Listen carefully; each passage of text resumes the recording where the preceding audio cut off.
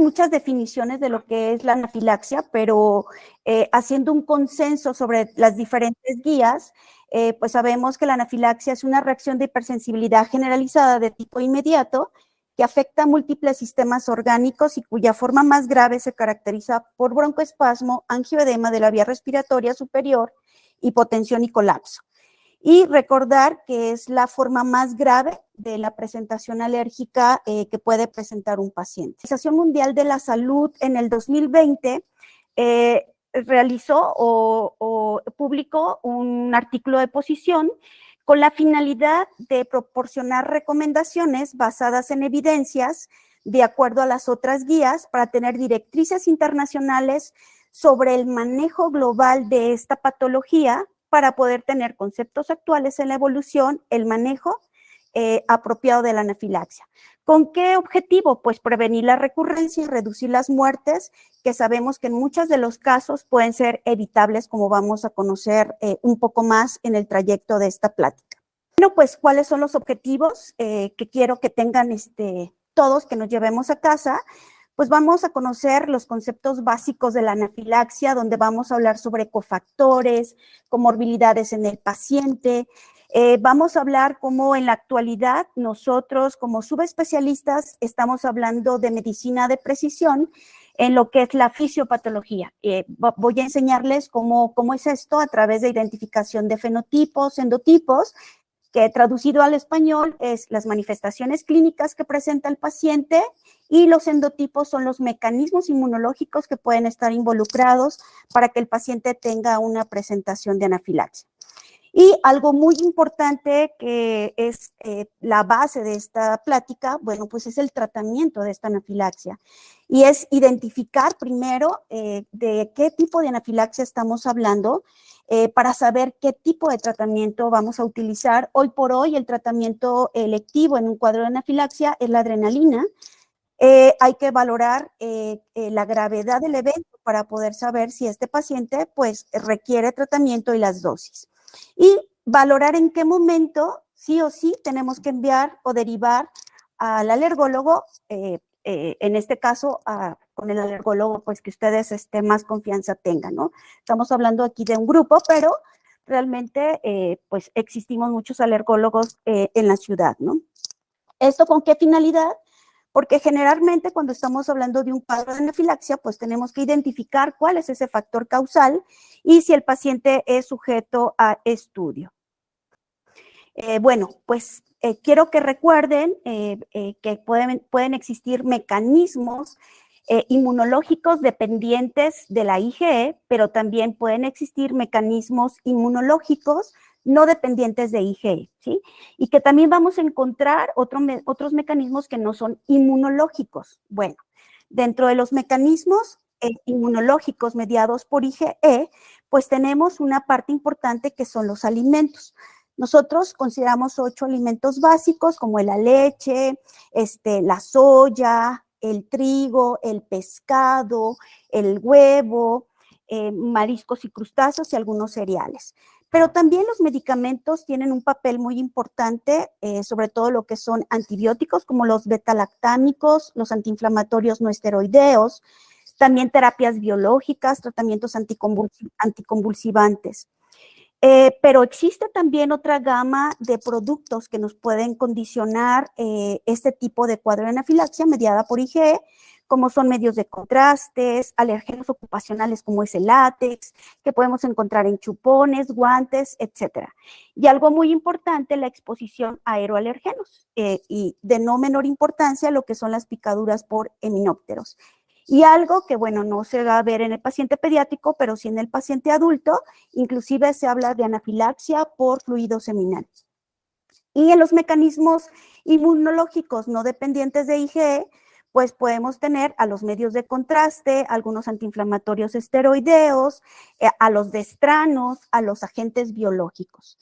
Y puede haber mecanismos no inmunológicos que van a activar directamente al mastocito, como son las actividades físicas, el consumo de alcohol y algunos ciertos medicamentos. Y también hablamos de lo que es la anafilaxia idiopática, esto generalmente en pacientes que tienen patologías de base como son las mastocitosis.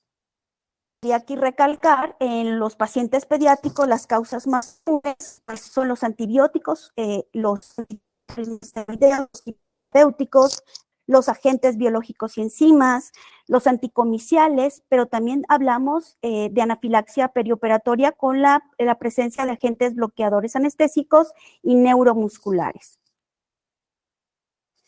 Dentro de los alimentos, como ya les había comentado, aquí para que sea un poco más visual, los alimentos que nos pueden causar principalmente anafilaxia, sobre todo en niños, lo que es el huevo, la leche, cacahuates, nueces, soya, trigo, pero también lo que son pescados, también deben incluirse en ciertas edades de los pacientes. Y como decíamos, bueno, la picadura por himenópteros también es una de las causas comunes.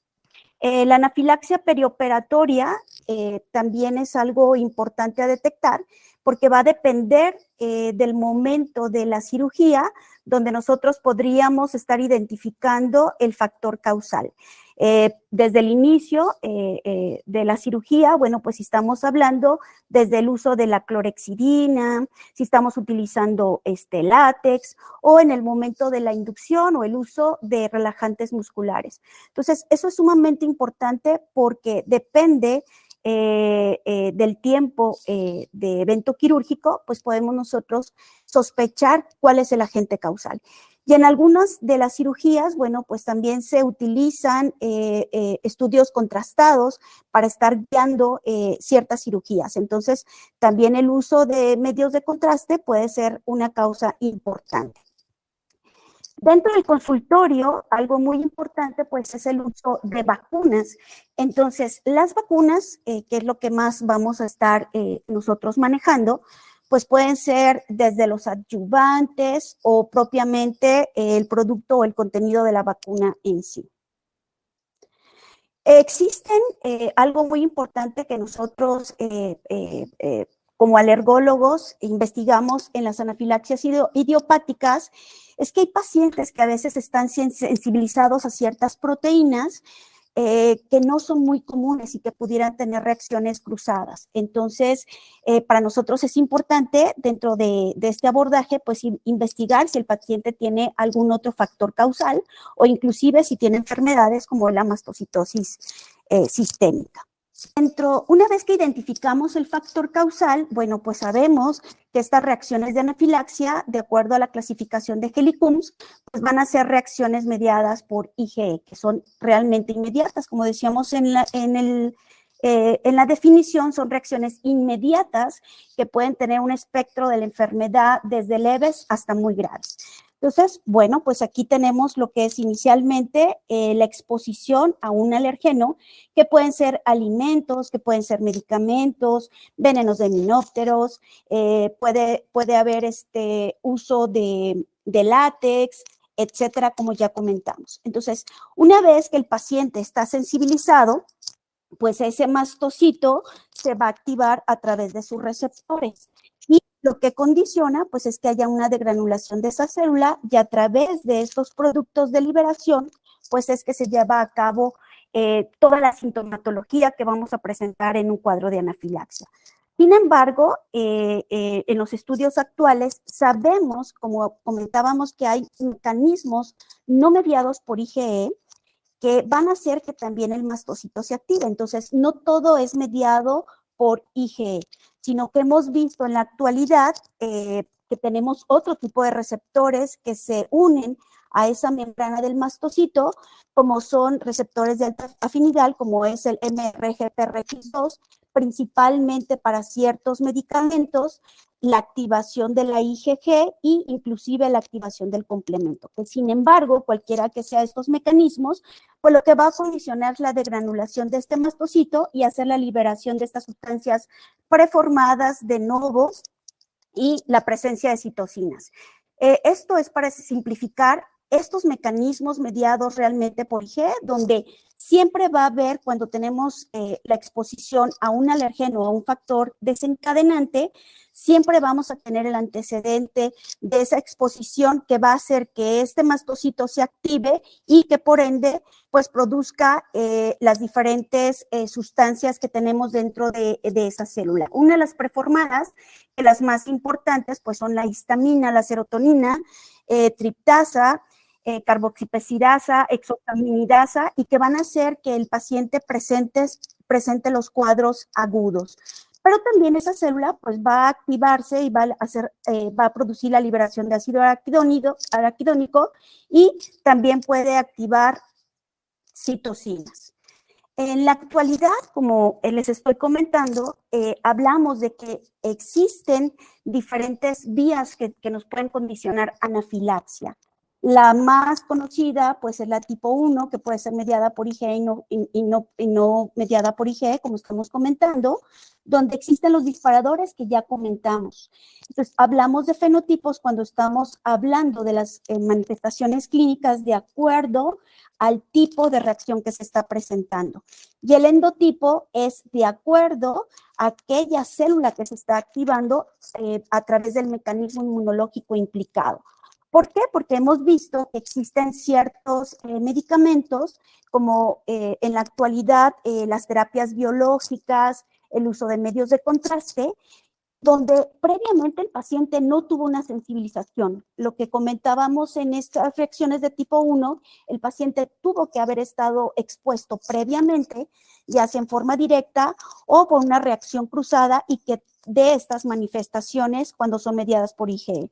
Pero encontramos que a veces el paciente no tiene esta exposición previa y sin embargo presenta un cuadro de anafilaxia. Entonces no los podríamos explicar por estos otros mecanismos que ya les comenté, inclusive el complemento. Inclusive en ciertos medicamentos como son las quimioterapias y los anticuerpos monoclonales, ahora actualmente hablamos de mecanismos mixtos donde también participa la célula T y el macrófago, donde hay liberación de citocinas. Entonces, a veces vemos manifestaciones clínicas que no solamente están relacionadas a una degranulación de la célula.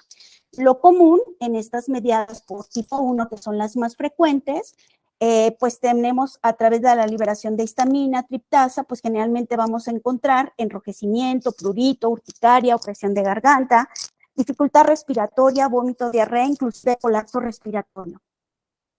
Y una vez que estas células se activan, pues estas sustancias que tenemos nosotros para poder decir que fueron las que están involucradas en estas manifestaciones clínicas, bueno, pues las utilizamos como biomarcadores.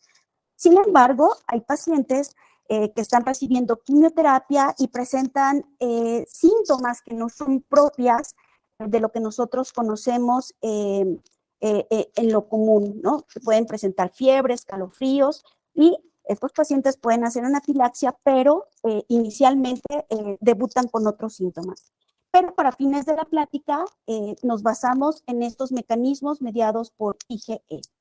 Entonces, en base a esto, pues ya decíamos que existen factores inmunológicos, no inmunológicos, pero que finalmente la célula blanco es el mastocito y el basófilo.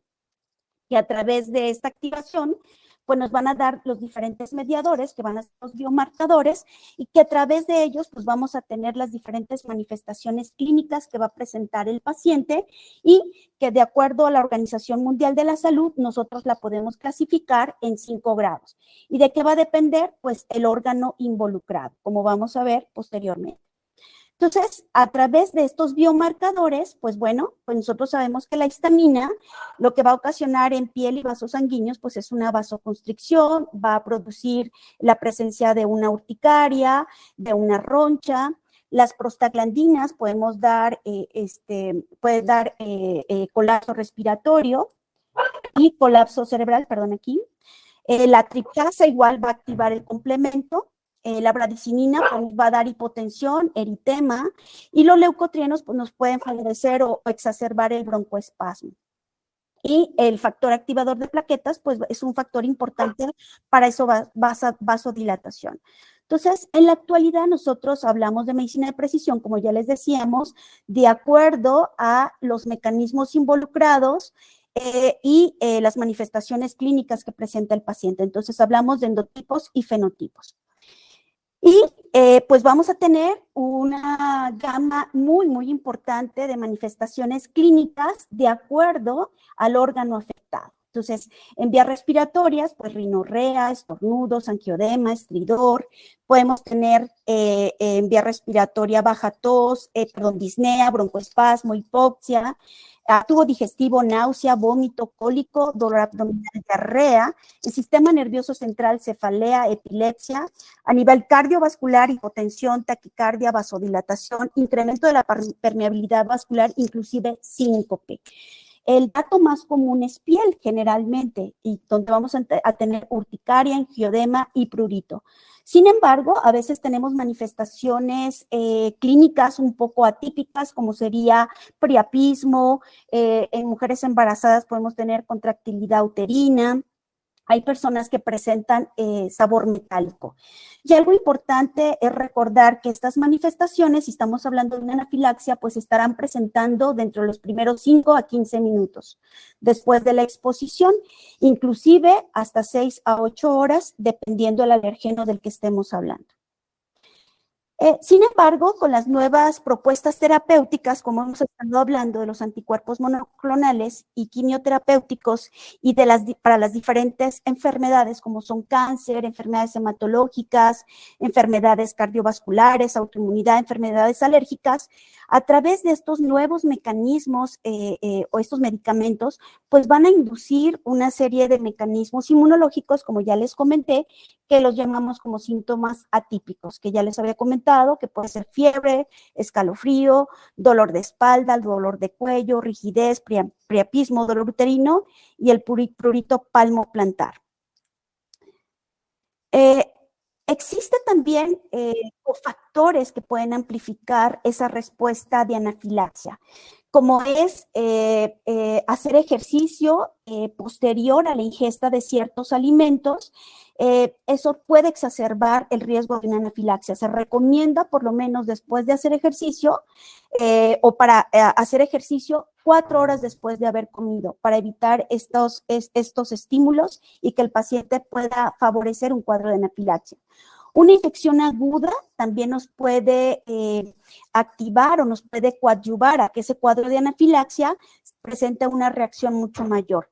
El estrés emocional también es un cofactor. Esos viajes largos donde tenemos una alteración en los vasos venosos a través de la circulación, también nos puede dar factores que pueden exacerbar este cuadro de anafilaxia. Aquellas mujeres con estado premenstrual también se ha visto involucrado en estos cofactores como riesgo de exacerbación de anafilaxia. En relación a la edad, pues va a depender mucho el tipo de vida del paciente.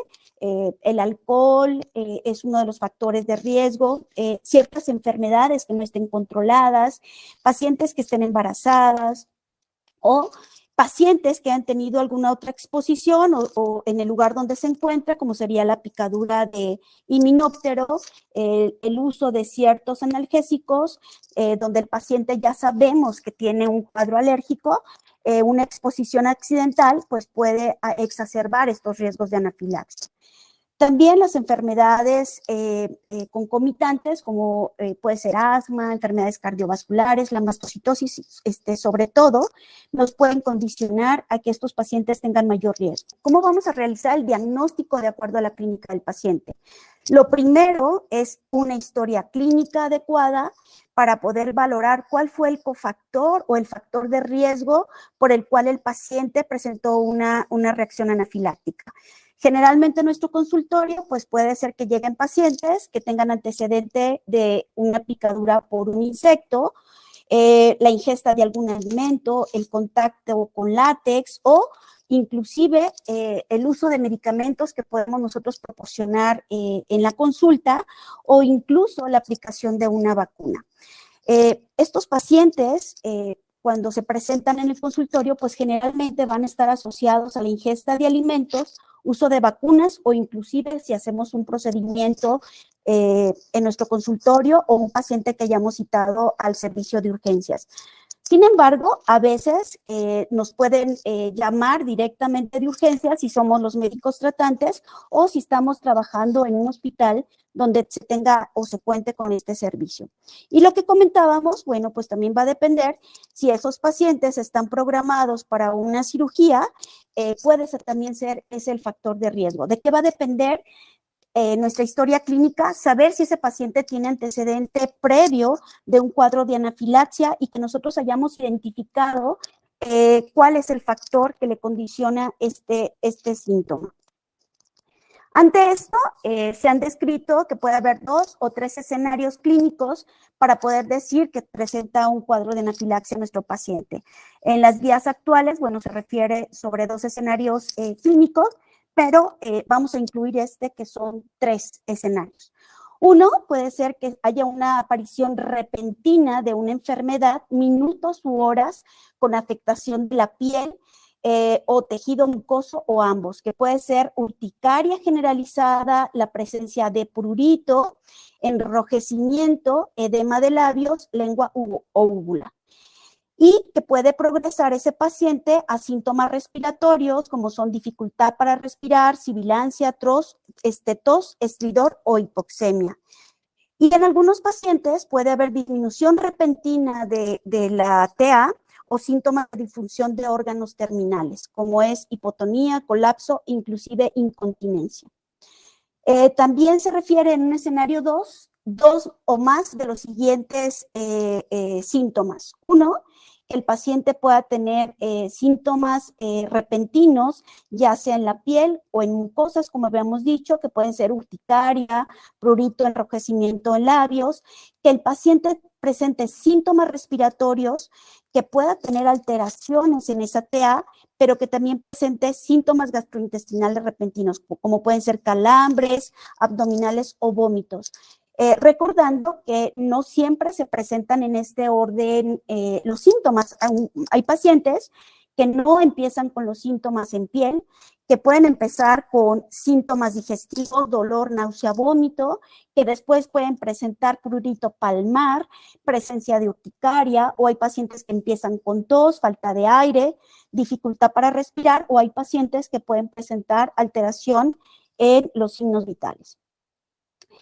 Y otro escenario es la disminución inmediata de la TA después de la exposición a un alergeno conocido, ¿sí? Que puede ser desde minutos a horas. Pues en lactantes y niños es muy importante la TA sistólica baja, específica por edad, que debe de ser una disminución mayor al 30%, y esto lo vamos a sacar, pues de acuerdo a las gráficas que tenemos sobre presión sistólica de los niños. Y en el adulto, una presión sistólica menor de 90 milímetros de mercurio o más del 30% de disminución con respecto al valor inicial de esa persona. Por eso es importante, de todos modos, cuando valoramos a un paciente, pues dentro de nuestra exploración, tomar signos vitales completos. Entonces, ante esto, bueno, pues los criterios clínicos para diagnósticos de anafilaxia es que se cumplan uno de estos 3 criterios.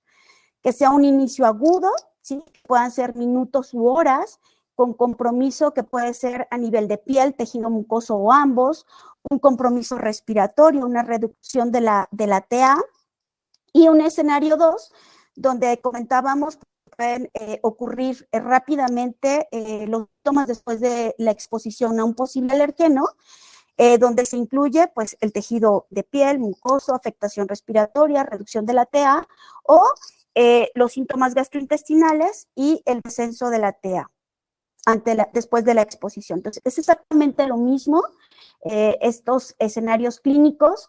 Cuando tenemos el antecedente de una exposición previa, bueno, pues tenemos una sensibilidad y una especificidad bastante alta para sospechar cuál fue el alergeno causal probablemente en estos pacientes. ¿Por qué? Porque se tiene un alergeno conocido y esto va a depender de la historia clínica. Sin embargo, como comentábamos, a veces los pacientes pueden presentar una anafilaxia y el paciente previamente no tuvo una exposición directa o que nosotros podamos identificar. Entonces, puede haber desde reacción cruzada con ciertos alimentos, reacción cruzada con ciertos alergenos, dependiendo del fármaco que estemos hablando o del alimento que estemos hablando. Sobre todo en alimentos, medicamentos, perdón, decíamos que hay otras vías que estimulan el mastocito, como son estos receptores MGPRX2, la IgG y el complemento que pueden hacer que degranule el mastocito y el paciente presentar una reacción de este tipo, que sin embargo sigue siendo una reacción de anafilaxia, aunque no sea mediada por IgE. Entonces, tenemos que valorar la gravedad de este cuadro. Y pues para eso utilizamos también los protocolos de ABCD para resucitación. Entonces, sabemos que estos cuadros empiezan de forma brusca y rápida, entonces hay que tener una vía aérea permeable, valorar si tiene colapso circulatorio, valorar si ese paciente tiene mareos, inquietud o desorientación y cómo están las mucosas y la piel, como sería eritema, prurito y máculas. Entonces, pues hacemos esto en forma muy gráfica, de acuerdo a las diferentes vías de resucitación. Entonces, el ABCDE que siempre conocemos, sobre todo valorar también la exposición. Si nosotros sabemos que existe un alergeno causal, pues también tenemos que quitar ese alergeno. ¿Cómo es esto? Si, por ejemplo, estamos utilizando un medicamento que lo estemos administrando a través de una vía IV o una vía intramuscular o vía oral y que lo estemos dando en forma con dosis incrementales, pues hay que suspender. O si estamos aplicando una vacuna o estamos aplicando una serie de procedimientos, pues hay que retirar o hay que evitarlo para que el paciente esté bien. Y tenemos que tener un acceso venoso permeable para que este paciente esté bien. De acuerdo a la Organización Mundial de la Salud, bueno, pues los grados de anafilaxia los vamos a dividir desde grado 1 hasta grado 5. En el grado 1, generalmente nos sugieren no utilizar adrenalina. Son pacientes que pueden tener sobre todo manifestaciones cutáneas como son prurito, como son urticaria, podemos tener angioedema, pero nada más a nivel de labios, sin sensación de falta de aire, puede tener prurito, estornudo, comezón. Pero va a depender mucho la progresión de esos síntomas para saber si es candidato o no al uso de adrenalina. Si bien estamos hablando ya de un grado de anafilaxia, bueno, nos piden ser muy cautos para poder identificar si ese paciente es candidato o no a la administración de adrenalina. El grado 2, pues tiene que tener más de 2 órganos o más de 2 síntomas afectados.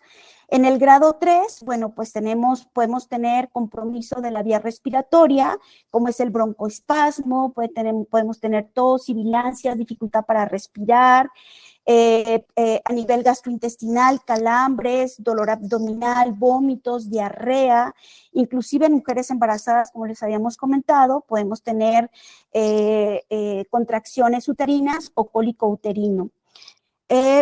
Y cualquiera de los síntomas del grado 1, o sea que este paciente también puede tener síntomas cutáneos.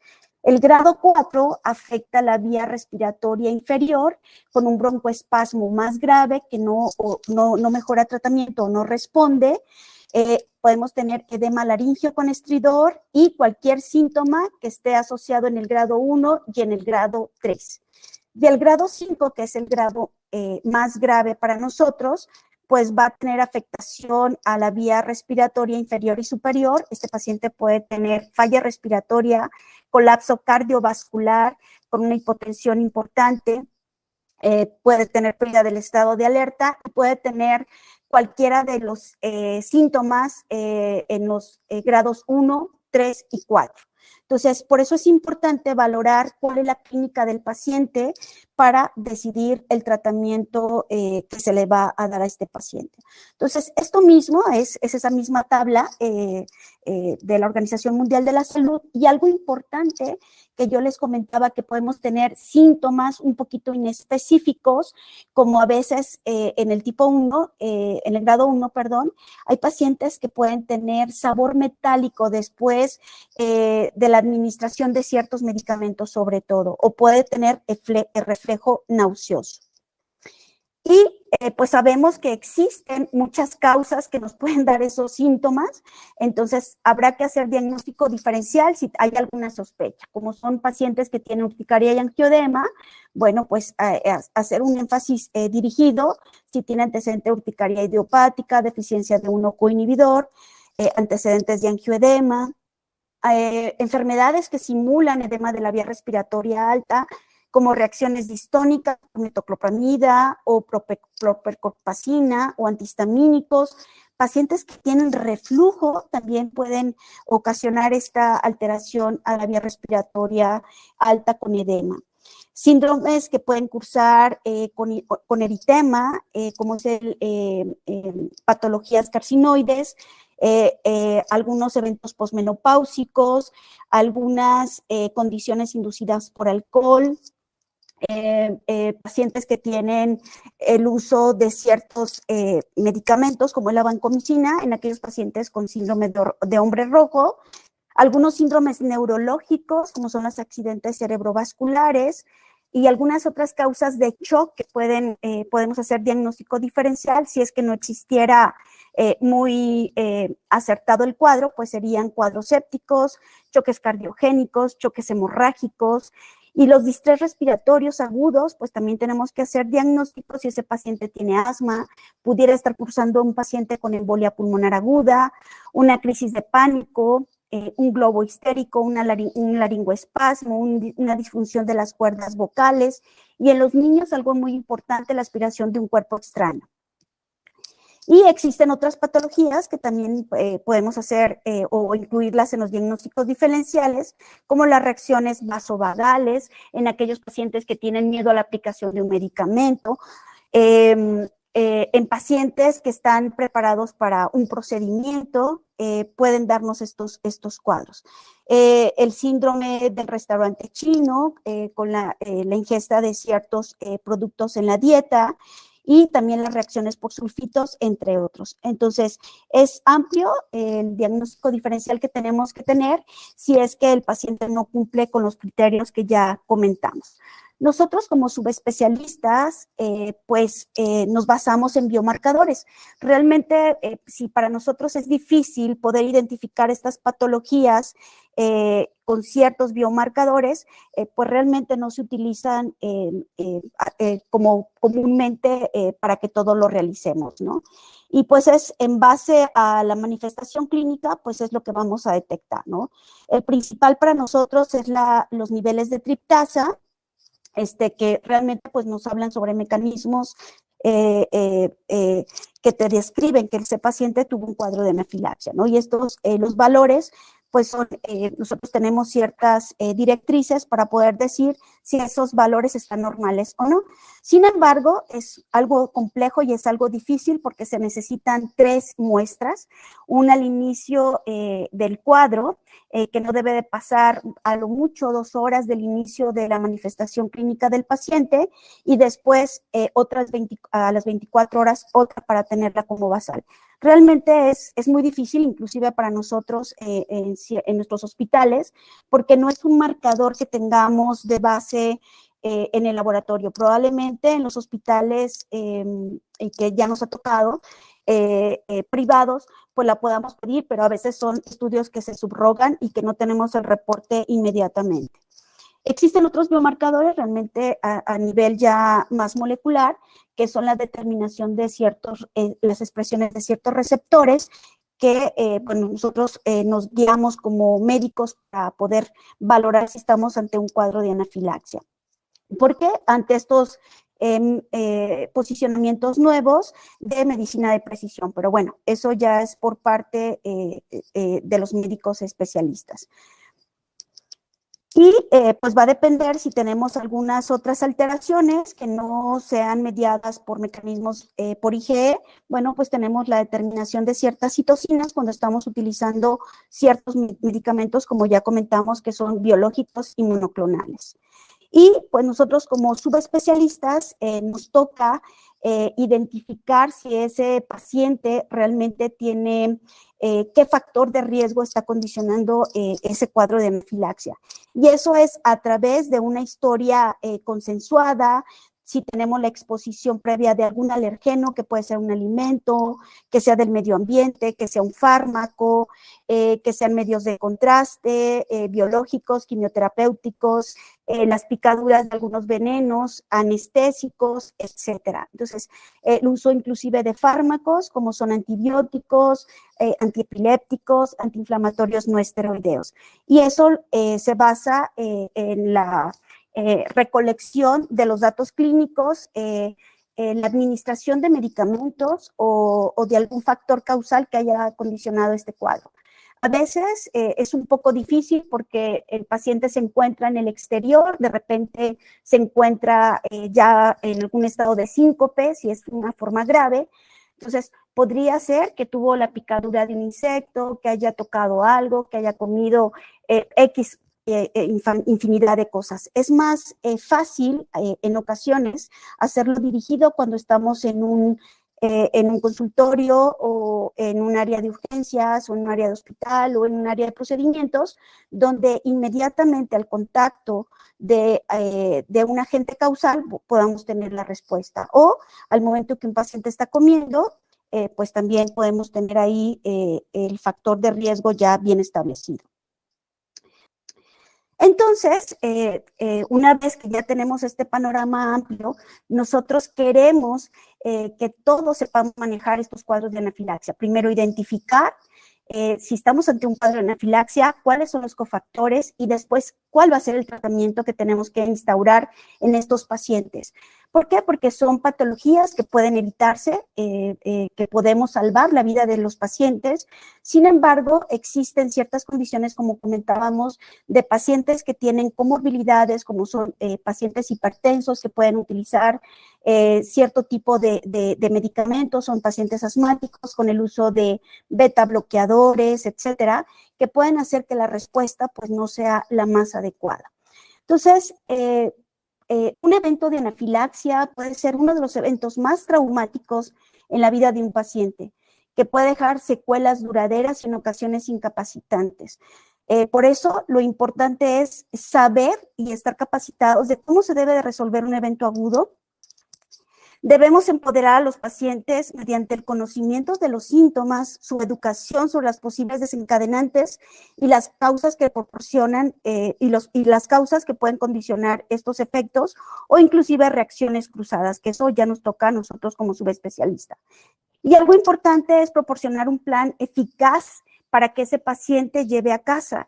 Pacientes que tienen anafilaxias ya bien establecidas, es importante que sepan utilizar su adrenalina y que inclusive tengan un kit de adrenalina consigo siempre y que los familiares, la gente que está alrededor en las escuelas, en los trabajos, sepan sobre el manejo de estos pacientes y los factores causales, porque a través de eso, pues vamos a ayudar a nuestros pacientes a que tengan una calidad de vida y segura para estos pacientes al día, porque estos pacientes viven con miedo de tomar algún medicamento, salir a la calle, comer algo extraño en algún lugar diferente donde no saben si estos alimentos les pueden condicionar o no alguna enfermedad o algún problema importante.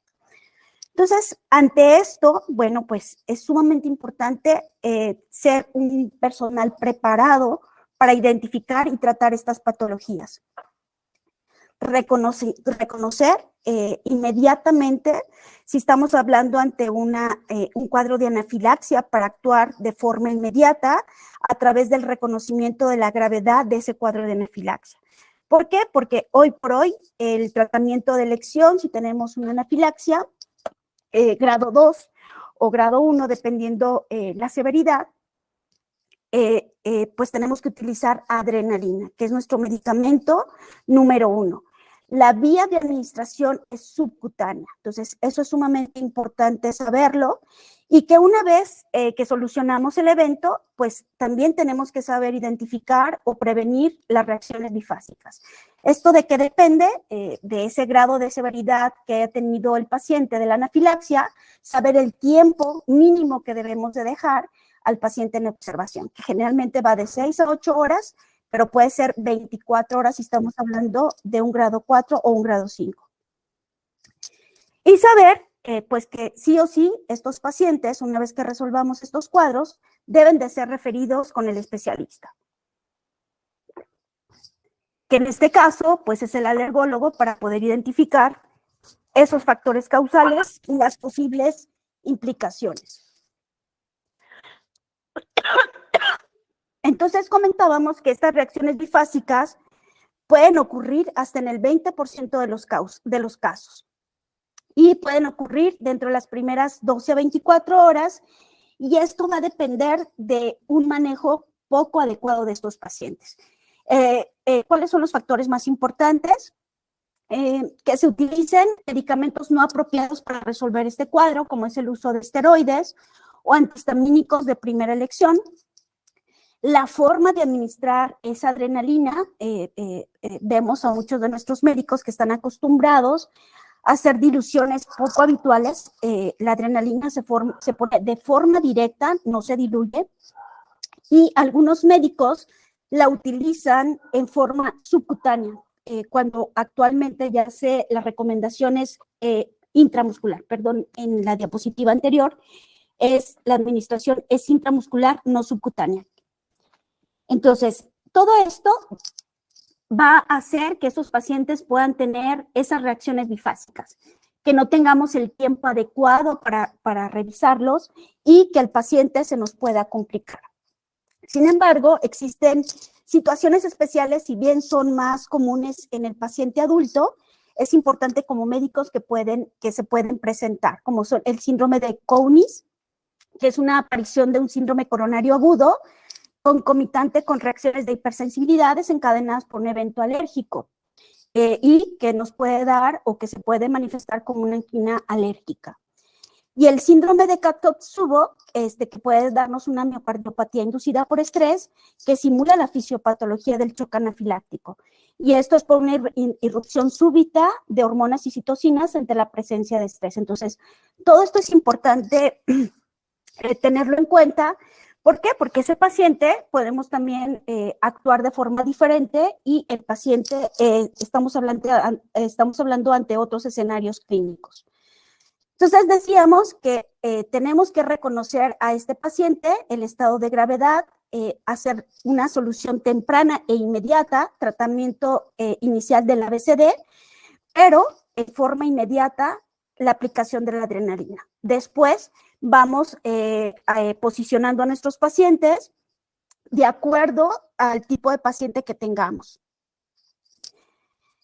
¿Cómo utilizamos la adrenalina? Decíamos que la adrenalina viene en una ampolleta con 1 mililitro y es 1 miligramo por mililitro. En el paciente pediátrico, en pesos de 10 kilos o menos, utilizamos dosis de 0.01, que equivale a 0.01, 1 mililitro por kilogramo o 1 mililitro por mililitro. Esta concentración en niños de 1 a 5 años, dosis de 0.15, que igual 1 miligramo equivale a 1 mililitro. Y en los niños de 6 a 12 años, la dosis tope en los niños es 0.3, que igual 1 miligramo es a 1 mililitro. Y en los adultos, la dosis es 0.5. Estos pacientes pueden estar repitiendo la dosis cada 5 minutos si el paciente no responde. Y como dice aquí, la ampolleta se utiliza directo sin diluir, se aplica de forma intramuscular en el vasto externo y se puede estar repitiendo la dosis cada 5 a cada 15 minutos si es necesario, ¿sí? Aquí la importancia de esta adrenalina pues es estabilizar al mastocito para evitar mayor degranulación, Tiene un efecto adrenérgico alfa 1 que nos permite una vasoconstricción, aumento de la resistencia vascular periférica y aumento del edema de la mucosa. Tiene un efecto adrenérgico beta 1 que nos permite incrementar la contractilidad del miocardio y mejorar el flujo sanguíneo de las arterias coronarias. Y un efecto adrenérgico beta 2 que nos ayuda a la broncodilatación. Y también hemos visto que la adrenalina, tiene efectos en los mediadores químicos, como es la inhibición adicional de la histamina, la triptasa, el factor activador de plaquetas, entre otros productos, a través de la activación de la adenilato ciclasa unida a la membrana, y que esto aumenta el monofosfato de adenosin ciclasa. Entonces, todo esto nos permite que el paciente mejore ese estado hemodinámico. Por eso la importancia del uso de la adrenalina. No nos vamos a entretener en estar canalizando, en estar haciendo algún otro evento a nuestro paciente. Se hace todo a la par, pero lo primero es posicionar a nuestro paciente dependiendo el tipo de patología que tengamos. Casi siempre es en posición de cúbito con piernas elevadas, e inmediatamente aplicar la adrenalina y vamos monitorizando a nuestros pacientes. En pacientes inconscientes con respiración espontánea, pues hay que ponerlo de cúbito lateral. En las mujeres embarazadas de cúbito lateral izquierdo. Y algo importante, retirar el alergeno. Como comentamos, va a depender mucho en la situación en la que se encuentra el paciente. Entonces, una va a ser la suspensión de ciertos medicamentos si es que los estamos usando y son los causantes de la anafilaxia. En pacientes que tienen picaduras de heminópteros, se recomienda retirar el aguijón tras la picadura, aunque a veces esto es un poco difícil y a veces no identificamos el lugar de la picadura. Algo importante es no provocar el vómito, ya que en aquellos pacientes que han comido algún alimento, evitar los productos de látex. Si es un paciente que presentó una anafilaxia y vamos a hacer algún procedimiento para poderlo ayudar, tratar de no utilizar productos que contengan látex en ese momento. El aporte de oxígeno suplementario pues es sumamente importante y esto va a depender de cómo se encuentra el paciente. En aquellos pacientes que tengan una hipotensión, a pesar de esas dosis de adrenalina, pues pueden tener bolos de infusión con soluciones isotónicas, principalmente lo que es la solución salina. Y tenemos que estar monitorizando frecuentemente los signos vitales del paciente y también estar valorando la uresis. Y podemos poner estas carguitas dependiendo del peso del paciente. Y pues algunos pacientes que tengan paro cardiorrespiratorio pues requerirán el soporte vital básico avanzado. Por eso la importancia de tener en nuestros consultorios siempre mínimo, sabemos que no todos tenemos carros rojos, pero sí es importante tener un kit de adrenalina, esteroides, antihistamínicos si tenemos una toma de oxígeno, o bien contar con algún servicio de urgencia, ya sea que estamos en algún hospital, que pueda tener acceso al paciente para su atención, o que tengamos alrededor alguna clínica donde podamos derivar a nuestros pacientes. Sin embargo, en aquellos pacientes igual, esto es exactamente lo mismo para el paciente pediátrico. Entonces, lo mismo, ante una reacción anafiláctica, la posición, vemos el ABCD y adrenalina intramuscular en el vasto lateral externo. Lo primero, dosis máximas en el niño de 0.3 a 0.5, porque, bueno, 0.3, pero hay algunos niños que ya tienen peso de adulto y la dosis máxima sería 0.5, igual que en el adulto. Y en este ABCD, pues tenemos que valorar qué es cómo están nuestros pacientes. En aquellos pacientes que requieren o que tuvieron un colapso cardiovascular, pues valoraremos si no responde, aparte de esos líquidos que vamos a estar administrando en forma externa, pues también se puede utilizar adrenalina intravenosa. Igual, valorar si ese paciente requiere intubación, si es que no está respondiendo al tratamiento. Comentábamos que en aquellos síntomas refractarios, bueno, pues podemos estar utilizando adrenalina cada 5 a 15 minutos, podemos echar mano de otros medicamentos como el glucagón, si son pacientes que están recibiendo tratamientos con beta bloqueadores, atropina en caso de bradicardia prolongada, vasopresores como dopamina, noradrenalina, si hay hipotensión refractaria, después de estar utilizando también adrenalina intravenosa. Y pues aquellos pacientes que tengan un grado 5, pues tienen que ir directamente a la terapia intensiva si es que no responden a tratamiento. Si estos pacientes con el tratamiento que damos con la adrenalina y estamos utilizando 1 o 2 dosis, bueno, pues la observación generalmente se sugiere de 6 a 8 horas. Dependiendo el factor que haya sido el condicionante, es importante que ese paciente tenga una adrenalina siempre para su uso, como serían pacientes ya conocidos, con alergia a algún alimento, algún medicamento, por picaduras de himenópteros, siempre deben de tener un autoinyector. Sin embargo, aquí en México no disponemos de estos autoinyectores que sí se consiguen en otros lugares. Entonces, aquí pues utilizamos la adrenalina, le damos al paciente una jeringa, le decimos cuál es la dosis que debe utilizar, capacitamos a su familia, inclusive al paciente si tiene edad, para autoaplicarse directamente él la adrenalina. Evitar siempre el alergeno y, como comentábamos, debe de ser valorado por el subespecialista, pues para saber cuál es el alergeno causal y si podemos hacer algo para que este paciente no tenga o evitar cruces antigénicos y que no tenga nuevamente manifestaciones. Enseñarlo a cómo debe identificar los cofactores que pueden incrementar un cuadro de anafilaxis. Bueno, pues esto es exactamente lo mismo. Entonces, en aquellos pacientes que tienen anafilaxia refractaria, pues podemos utilizar adrenalina intravenosa, a pesar de que estamos reponiendo volumen. Y bueno, pues la preparación es diluir 1 miligramo de adrenalina en 100 mililitros de solución salina, que equivale a 0.01 miligramos por mililitro. Y la dosis a administrar es 1 miligramo por kilo por hora, que es equivalente a 0.01 miligramo por kilo por hora. Las dosis de inicio es de 0.5 a 1, perdón, y esto lo vamos a estar valorando constantemente para ver si ese paciente, si responde, inmediatamente se quita la suspensión de adrenalina, o si para evitar pues posible toxicidad. En aquellos pacientes donde no tengamos un acceso, bueno, pues se dice que una alternativa sería la vía intraósea, pero realmente lo importante es saber que debe ser intramuscular o intravenosa cuando realmente el paciente no responde al tratamiento.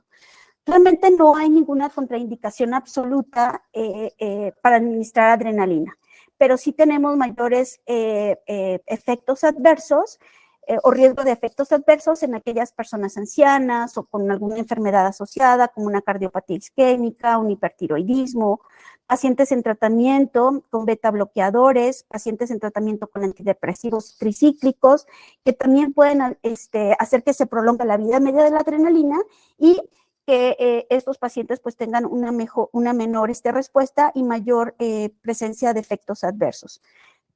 Mujeres embarazadas, pacientes con intoxicación a cocaína o anfetaminas.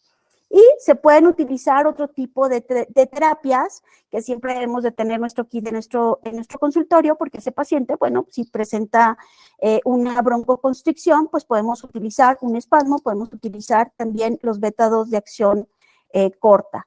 Y decíamos que en aquellos pacientes que tienen refractariedad a la adrenalina, pues se puede utilizar glucagon. Igual atropina y dopamina, dependiendo del paciente. Y los antihistamínicos y los esteroides se consideran como una segunda línea de tratamiento. Jamás se deben de utilizar como primera línea.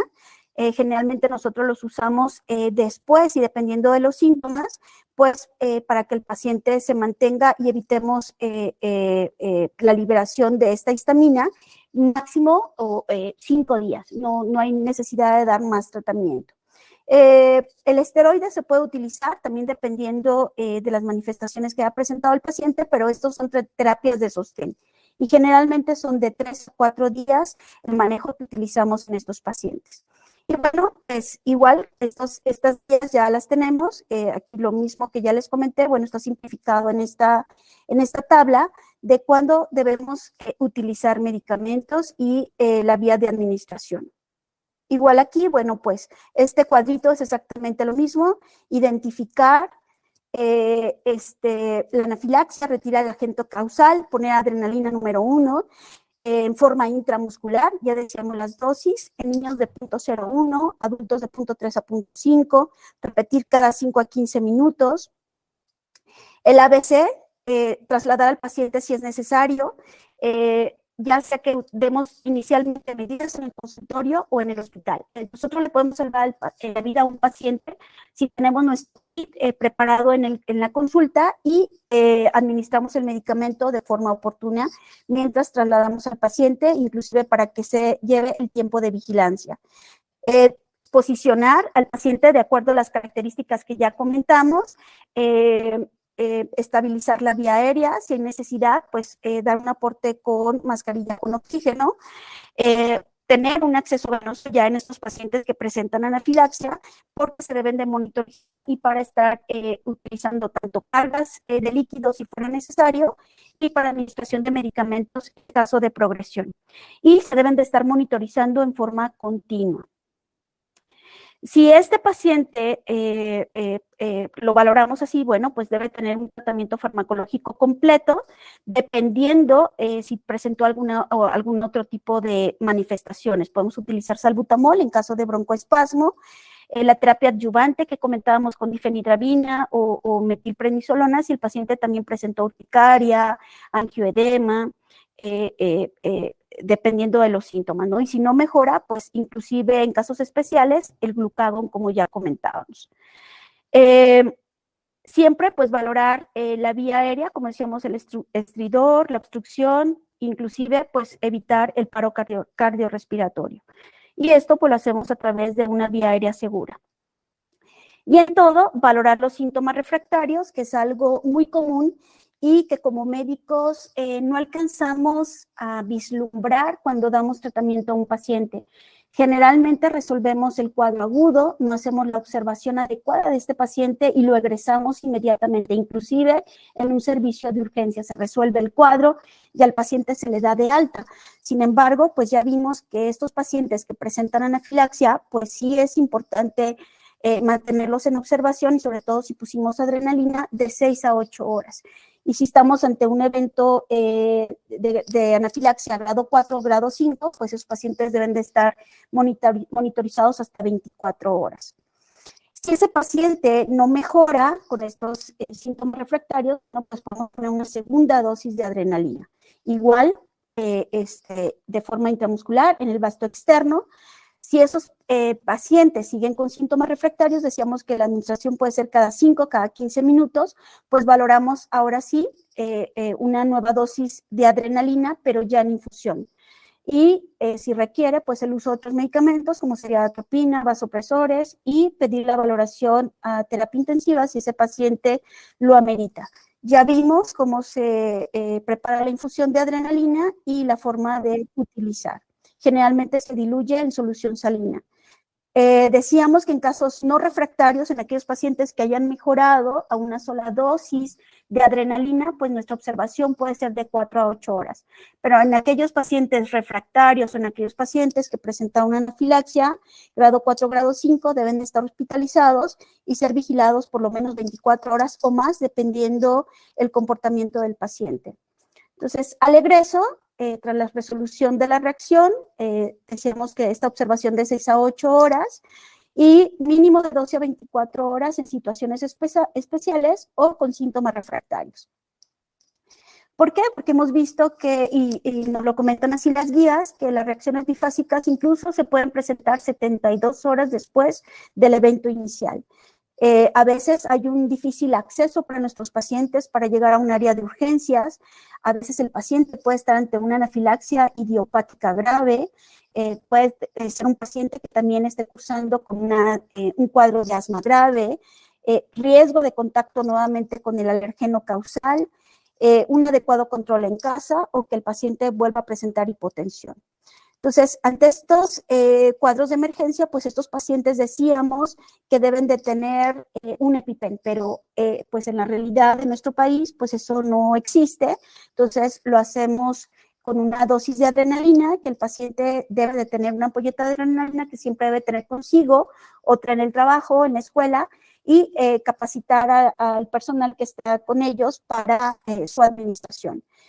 Siempre es importante tener una identificación de ese paciente que tiene un cuadro, que ha tenido un cuadro de anafilaxia, el alergeno causal para ayuda de este paciente a identificación. Y como comentábamos, bueno, pues estos pacientes generalmente deben de ser evaluados por nosotros para hacer un seguimiento completo.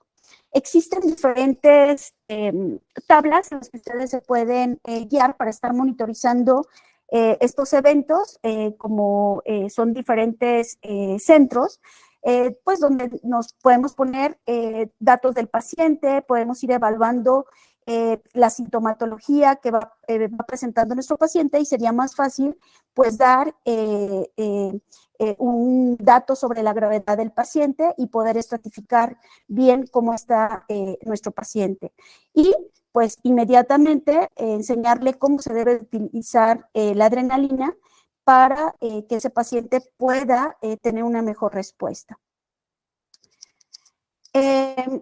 Algo que hemos visto mucho en los errores en el manejo de la anafilaxia es no seguir los lineamientos o desconocerlos, falta de conocimiento de esos factores de riesgo o cofactores que pueden exacerbar un cuadro de anafilaxia, las comorbilidades que puede presentar también nuestro paciente, no identificar la causa del episodio anafiláctico, retardar el diagnóstico y por tanto el tratamiento, hacer un diagnóstico o más bien un uso inadecuado del fármaco. En la actualidad muchos médicos lo utilizan en forma subcutánea o intravenosa, entonces pues no es una forma adecuada de tratar.